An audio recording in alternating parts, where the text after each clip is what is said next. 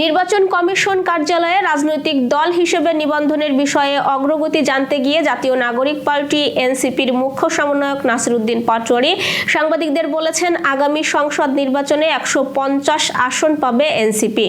অন্য রাজনৈতিক দলের সঙ্গে একীভূত হওয়ার প্রক্রিয়া নিয়ে তিনি বলেছেন, এনসিপির আন্ডারে আরো অনেকগুলো দল আসছে। আমরা বড় ধরনের একটা পার্টি করতে যাচ্ছি। অনেকগুলো দল, অনেকগুলো মত, অনেকগুলো ব্যানার এনসিপির ব্যানারে চলে আসবে। সিইসির সঙ্গে বৈঠকে নিবন্ধন, প্রতীক ও প্রবাসীদের ভোটাধিকার নিয়ে আলোচনা প্রসঙ্গে পাটোয়ারী বলেন, কমিশন আমাদের ব্যাপারে ইতিবাচক সিদ্ধান্ত নিয়ে বিজ্ঞপ্তি প্রকাশ করবে।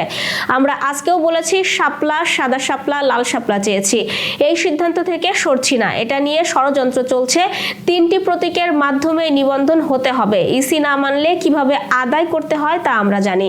তিনি আরো বলেন, ইনশাল্লাহ এই নির্বাচনে এনসিপির হাতে 150 আসন থাকবে। জেলায় জেলায় সাবেক সেনা কর্মকর্তা, জুলাই অভ্যুত্থানের নারী, গণ অভ্যুত্থানের কৃষক, শ্রমিক সহ যারা ছিলেন তাদের নিয়ে প্রার্থিতা থাকবে। আমাদের আলোচনা চলছে।